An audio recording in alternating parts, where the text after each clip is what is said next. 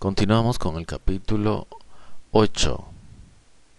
el mediador de un nuevo pacto. Ahora bien, el punto principal de lo que venimos diciendo es que tenemos tal sumo sacerdote, el cual se sentó a la diestra del trono de la majestad en los cielos, ministro del santuario y de aquel verdadero tabernáculo que levantó el Señor y no el hombre, porque todo sumo sacerdote está constituido para presentar ofrendas y sacrificios, por lo cual es necesario que también éste tenga algo que ofrecer. Así que si estuviese sobre la tierra ni siquiera sería sacerdote, habiendo aún sacerdotes que presentan las ofrendas según la ley, los cuales sirven a lo que es figura y sombra de las cosas celestiales, como se le advirtió a Moisés cuando iba a erigir el tabernáculo, diciéndole: Mira, haz todas las cosas conforme al modelo que se te ha mostrado en el monte. Pero ahora tanto mejor ministerio es el suyo, cuanto es mediador de un mejor pacto establecido sobre mejores promesas. Porque si aquel primero hubiera sido sin defecto, ciertamente no se hubiera procurado lugar para el segundo. Porque reprendiéndolos dice: He aquí vienen días, dice el Señor, en que estableceré con la casa de Israel y la casa de Judá un nuevo pacto, no como el pacto que hice con sus padres el día que los tomé de la mano para sacarlos de la tierra de Egipto, porque ellos no permanecieron en mi pacto, y yo me desentendí de ellos, dice el Señor.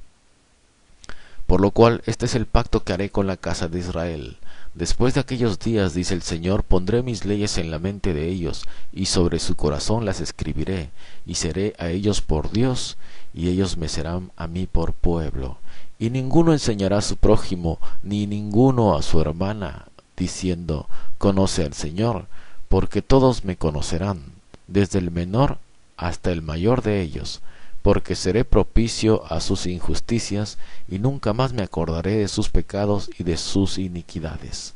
Al decir nuevo pacto, ha dado por viejo al primero, y lo que se da por viejo y se envejece, está próximo a desaparecer. Comentario: actualmente estamos viviendo el tiempo del nuevo pacto, el cual es muy distinto a los tiempos del templo, en donde era necesaria la enseñanza. Ahora la mayoría de personas tenemos acceso al conocimiento de la Biblia y el conocimiento del Señor. Ya no es necesario que nos enseñemos, porque todos conocemos acerca del Señor. Vamos a continuar con el capítulo 9. Ahora bien, el primer pacto tenía ordenanzas de culto y un santuario terrenal, porque el tabernáculo estaba dispuesto así. En la primera parte, llamada el lugar santo, estaban el candelabro, la mesa y los panes de la proposición. Tras el segundo velo estaba la parte del tabernáculo, llamada el lugar santísimo, el cual tenía un incensario de oro y el arca del pacto cubierta de oro por todas partes, y en la que estaba una urna de oro que contenía el maná, la vara de Aarón que reverdeció, y las tablas del pacto, y sobre ella los querubines de gloria que cubrían el propiciatorio, de las cuales cosas no se puede ahora hablar en detalle. Y así dispuestas estas cosas, en la primera parte del tabernáculo entran los sacerdotes continuamente para cumplir los oficios del culto, pero en la segunda parte sólo el sumo sacerdote una vez al año, no sin sangre, la cual ofrece por sí mismo y por los pecados de ignorancia del pueblo, dando el Espíritu Santo a entender que con esto que aún no se había manifestado el camino al lugar santísimo, entre tanto que la primera parte del tabernáculo estuviese en pie, lo cual es símbolo para el tiempo presente, según el cual se presentan ofrendas y sacrificios que no pueden hacer perfecto en cuanto a la conciencia al que practica ese culto, ya que consiste sólo de comidas y bebidas, de diversas abluciones y ordenanzas acerca de la carne, impuestas hasta el tiempo de reformar las cosas. Pero estando ya presente Cristo, sumo sacerdote de los bienes venideros, por el más amplio y más perfecto tabernáculo, no hecho de manos, es decir, no de esta creación, y no por sangre de machos cabríos ni de becerros, sino por su propia sangre, entró una vez para siempre en el lugar santísimo, habiendo obtenido eterna redención.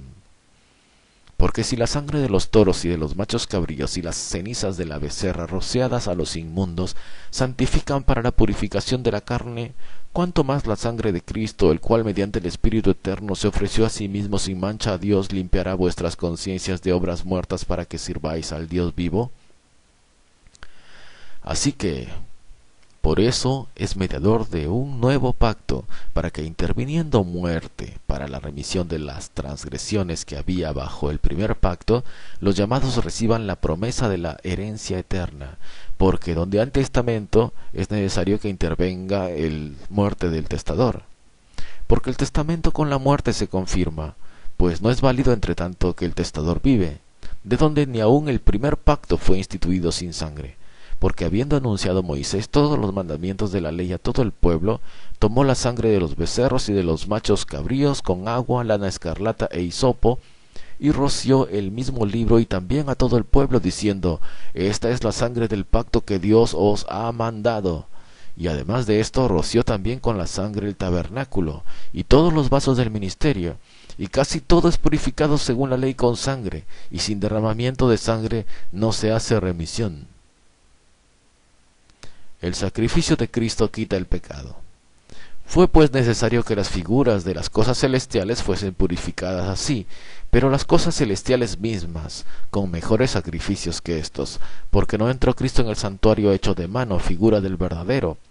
sino en el cielo mismo, para presentarse ahora por nosotros ante Dios, y no para ofrecerse muchas veces, como entra el sumo sacerdote en el lugar santísimo cada año con sangre ajena. De otra manera le hubiera sido necesario padecer muchas veces desde el principio del mundo, pero ahora en la consumación de los siglos se presentó una vez para siempre por el sacrificio de sí mismo para quitar de en medio el pecado, y de la manera que está establecido para los hombres que mueran una sola vez y después de esto el juicio, así también Cristo fue ofrecido una sola vez para llevar los pecados de muchos y aparecerá por segunda vez sin relación con el pecado para salvar a los que le esperan. Capítulo 10. Porque la ley, teniendo la sombra de los bienes venideros, no la imagen misma de las cosas, nunca puede por los mismos sacrificios que se ofrecen continuamente cada año hacer perfectos a los que se acercan. De otra manera cesarían de ofrecerse, pues los que tributan este culto limpios una vez, no tendrían ya más conciencia de pecado. Pero estos sacrificios cada año se hace memoria de los pecados.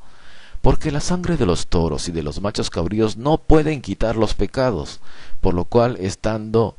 en el mundo dice: Sacrificio y ofrenda no quisiste, mas me preparaste cuerpo. Holocaustos y expiaciones por el pecado no te agradaron. Entonces dije: He aquí yo vengo, oh Dios, para hacer tu voluntad, como en el rollo del libro está escrito de mí, diciendo primero: sacrificio y ofrenda y holocaustos y expiaciones por el pecado no quisiste ni te agradaron, las cuales cosas se ofrecen según la ley, y diciendo luego: he aquí que vengo, oh Dios, para hacer tu voluntad, quítalo primero para establecer esto último. En esa voluntad somos santificados mediante la ofrenda del cuerpo de Jesucristo, hecha una vez para siempre. Y ciertamente todo sacerdote está día tras día ministrando y ofreciendo muchas veces los mismos sacrificios que nunca pueden quitar los pecados. Pero Cristo, habiendo ofrecido una vez para siempre un solo sacrificio por los pecados, se ha sentado a la diestra de Dios, de ahí en adelante esperando hasta que sus enemigos sean puestos por estrado de sus pies, porque con una sola ofrenda hizo perfectos para siempre los santificados, y nos atestigua lo mismo el Espíritu Santo, porque después de haber dicho: Este es el pacto que haré con ellos después de aquellos días, dice el Señor, pondré mis leyes en sus corazones, y en sus mentes las escribiré. Añade: y nunca más me acordaré de sus pecados y transgresiones. Pues donde hay remisión de estos, no hay más ofrenda por el pecado. Así que, hermanos, teniendo libertad para entrar en el lugar santísimo por la sangre de Jesucristo, por el camino nuevo y vivo que Él nos abrió a través del velo, esto es, de su carne, y teniendo un gran sumo sacerdote sobre la casa de Dios, acerquémonos con corazón sincero en plena certidumbre de fe, purificados los corazones de mala conciencia y lavados los cuerpos con agua pura, mantengamos firme sin fluctuar la profesión de nuestra esperanza, porque fiel es el que prometió. y considerémonos unos a otros, para estimularnos al amor y a las buenas obras, no dejando de congregarnos como algunos tienen por costumbre, sino exhortándonos, y tanto más cuanto veis que aquel día se acerca.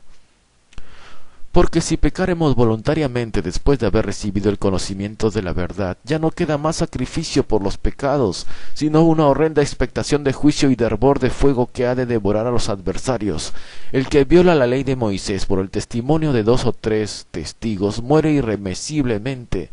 ¿Cuánto mayor castigo pensáis que merecerá el que pisoteare al Hijo de Dios y tuviere por inmunda la sangre del pacto en la cual fue santificado, e hiciere afrenta al Espíritu de gracia?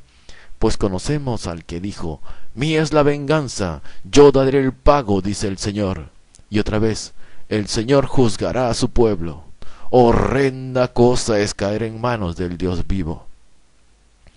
Pero traed a la memoria los días pasados, en los cuales, después de haber sido iluminados, sostuvisteis gran combate de padecimientos, por una parte ciertamente con vituperios y tribulaciones, fuisteis hecho espectáculo, y por otra llegasteis a ser compañeros de los que estaban en una situación semejante.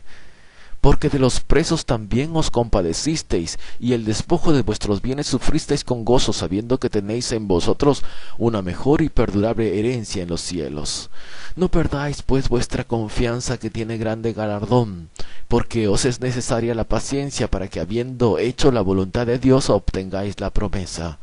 Porque aún un poquito, y el que ha de venir vendrá y no tardará,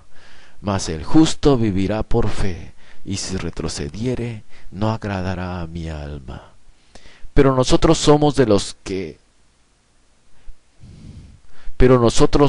no somos de los que retroceden para perdición, sino de los que tienen fe para preservación del alma.